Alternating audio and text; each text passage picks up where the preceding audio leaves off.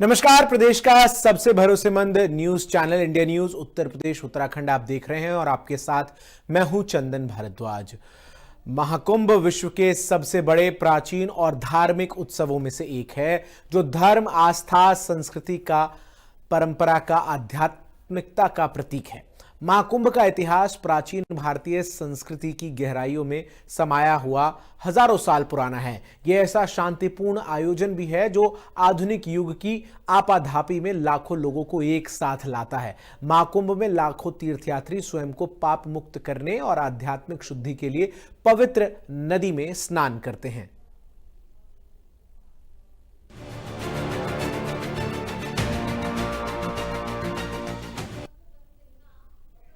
उत्तर प्रदेश के प्रयागराज में महाकुंभ मेले का आयोजन 13 जनवरी 2025 से होने जा रहा है, जिसको लेकर श्रद्धालु काफी उत्साहित हैं। 13 जनवरी को महाकुंभ की शुरुआत होगी और 26 फरवरी 2025 को महाशिवरात्रि पर महाकुंभ का समापन होगा। महाकुंभ को लेकर प्रयागराज में युद्ध स्तर पर तैयारियां की जा रही हैं। श्रद्धालुओं का जनसैलाब उमड़ा हुआ है। देखिए प्रयागराज से हमारी ये ग्राउंड रिपोर्ट।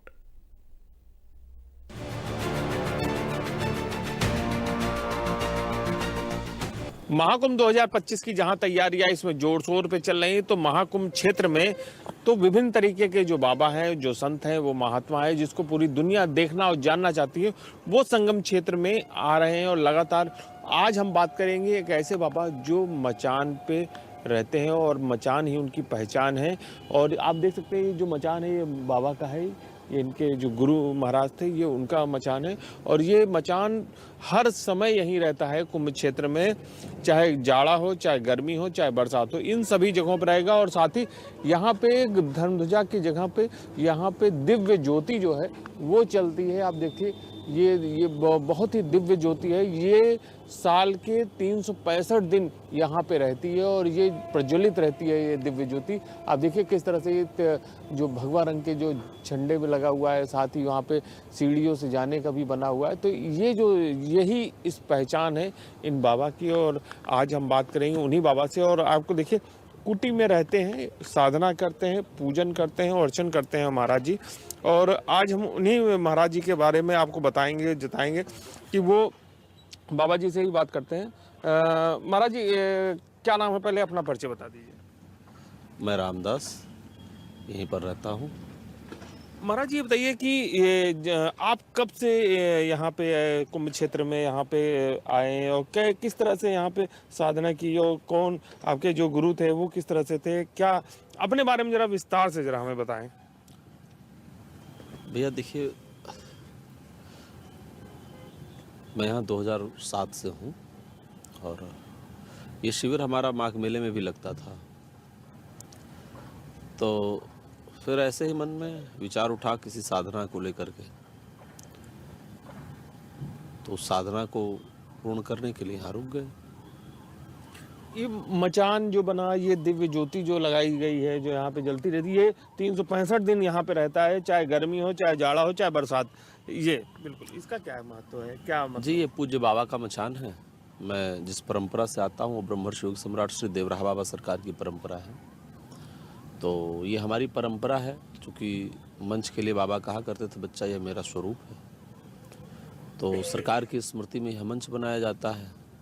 और बाबा अखंड ज्योति को विशेष महत्व देते थे कि बच्चा जहाँ अखंड ज्योति जलती है वहाँ किसी प्रकार का दुर्भिक्ष, वहाँ किसी प्रकार की दुर्घटना, वहाँ किसी प्रकार की अनिश्चितताएं नहीं होती हैं। और लोक कल्याण के लिए जो है अखंड ज्योति आवश्यक है। तो बाबा की इस प्रेरणा को मान करके यहाँ पर बद्री रियासत के महाराज श्री उदय प्रताप सिंह जी ने अखंड ज्योति प्रज्वलित कराई। और चूँकि उनकी बाबा के प्रति सीम निष्ठा रहती है, तो उनको लगा कि जहाँ बाबा का मंच है वहाँ अखंड ज्योति प्रज्वलित रहनी चाहिए। फिर बहुत दिनों तक अखंड ज्योति जलती रही। उसके बाद फिर उनके मन में विचार आया कि 12 महीने यहीं जले, तो फिर इस खंभे पर अखंड ज्योति का निर्माण कराया गया।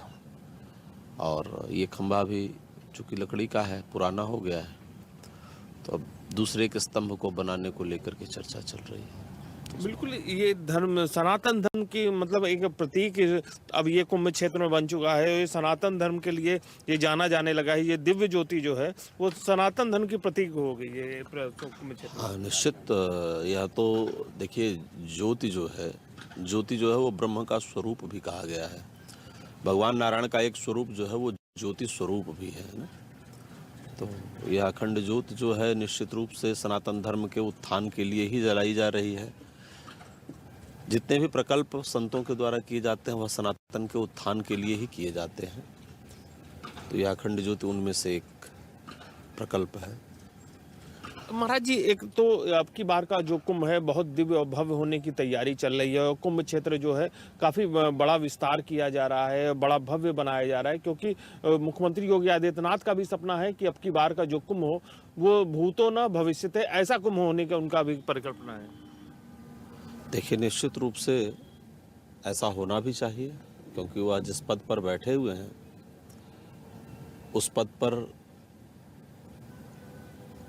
पद की अपनी एक गरिमा है, और उस पर भी कोई एक वीतरागी पुरुष बैठा हो, कोई एक विरक्त पुरुष बैठा हो, जो शासन सत्ता को केवल इसलिए चला रहा हो कि लोग सुखी रहें, लोग संपन्न रहें, लोगों के सुख दुख के लिए ही जो उस पर बैठा हो, तो वही ऐसा स्वप्न देख भी सकता है, और वो स्वप्न माननीय मुख्यमंत्री जी के योग्य भी है। अगर वो देख रहे हैं तो कोई बुरा नहीं है। बिल्कुल, अब की बार का जो कुंभ है आपके यहाँ से, आप यहाँ पे किस तरह की चीज़ें यहाँ पे जो धर्म की चीज़ें सनातन धर्म के लिए जिस तरह से प्रचार प्रसार के लिए क्या क्या चीज़ें यहाँ पे देखने को मिलेगी अब की बार कुंभ में? देखिए, कुंभ में बहुत सी चीज़ें देखने को मिलेंगी, लेकिन मूल रूप से संतों का आगमन, संतों की साधना, संतों की तपश्चर्या, विभिन्न प्रकार से यज्ञ, विभिन्न प्रकार से दीन जनों की सेवा, और एक जो प्राच्य परंपरा रही है कि प्रति संवत अति होई आनंदा, और उस परंपरा का निर्वहन देखने को मिलेगा कि विश्व भर में जहाँ भी सनातन धर्मावलंबी हैं वो यहाँ आएंगे और धर्म संबंधी, ईश्वर संबंधी, साधना संबंधी, तत्व संबंधी चर्चाएं करेंगे। तो ये निश्चित रूप से बिल्कुल, सबको अब की बार जो आप कुंभ में एक विशेष हवन करने जा रहे हैं, जो जिसको अनुष्ठान जिसका आप करेंगे, जो विश्व के कल्याण के लिए और भारतवर्ष में सनातन धर्म का प्रचार प्रसार बढ़े, सनातन धर्म की चीज़ें, वो आप अब की बार कुंभ में करने जा रहे हैं। देखिए, कुंभ के आयोजन होते ही इसीलिए हैं। कुंभ की जो परंपरा है वो इसीलिए है ही कि आप वर्ष में एक बार जो है चारों दिशाओं से एक जगह एकत्रित होकर के एक दूसरे की धर्म, शिक्षा, संस्कृति से सामंजस्य बिठाते हैं। जहाँ कोई विकृतियाँ आती हैं, जहाँ कोई कमियाँ आती हैं, उन्हें दूर करने का उस एक वर्ष में प्रयत्न करते हैं, क्योंकि यह सनातन धर्म का जो है सबसे बड़ा संबल है कि सभी सनातन धर्मी यहाँ बैठ करके सनातन के गुण और दोष दोनों पर चर्चा करते हैं कि कहाँ कहाँ हमारी कमियां रह रही हैं, कहाँ कहाँ हमें अपने आप को और सबल बनाना है, चरित्र के क्षेत्र में, नैतिकता के क्षेत्र में, नीति के क्षेत्र में, समाज के क्षेत्र में, लोगों के सुख के क्षेत्र में, कहाँ कहाँ हम और समाज के कल्याण के लिए कार्य कर सकते हैं। उसका जो यहाँ चिंतन होता है वो बहुत महत्वपूर्ण होता है, क्योंकि यहाँ से हर समाज के बारे में जानकारी मिलती है। यहाँ दक्षिण का भी व्यक्ति आता है, उत्तर का भी आता है, पूर्व का भी आता है, पश्चिम का भी आता है, दूरस्थ देशों से, दूरस्थ अंचलों से भी लोग आते हैं। तो लोगों को मिलने से, लोगों के साथ बैठने से उनकी संस्कृति, उनके विचार जानने का एक जो सुअवसर प्राप्त होता है, जिसके बल पर हम कहीं की भी एक विस्तृत जानकारी एक जगह बैठ करके जुटा पाते हैं। तो निश्चित रूप से इस मेले का बड़ा योगदान है सनातन को संबल प्रदान करने में।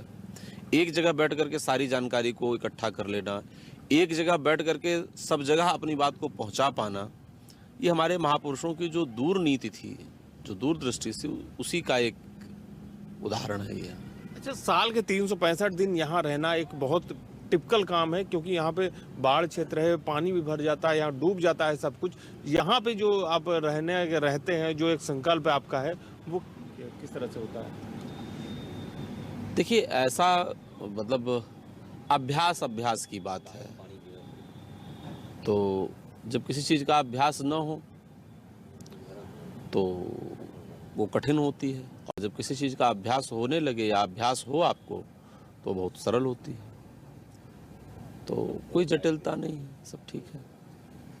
बिल्कुल, ये थे हमारे साथ रामदास जी महाराज जी थे। इन्होंने बताया आपने कि किस तरह से ये यहाँ पे आए और किस तरह से इन्होंने अपनी योग साधना करी, और यहाँ पे ये जो कुंभ क्षेत्र है यहाँ पे उन्होंने बाकायदा यहाँ पे एक जो शिविर बनाया हुआ है, और यहाँ पे चीज़ें और बन रही हैं। अभी कुंभ क्षेत्र में यहाँ पे बहुत अलग अलग तरीके की चीज़ें देखने को मिलेंगी, जैसे हवन है, अखंड ज्योति समेत तमाम जो रंग जो जिसको देखने के लिए दुनिया प्रयागराज में आएगी, कुंभ क्षेत्र में आएगी, वो देखने को अब की बार यहाँ पे मिलेगी।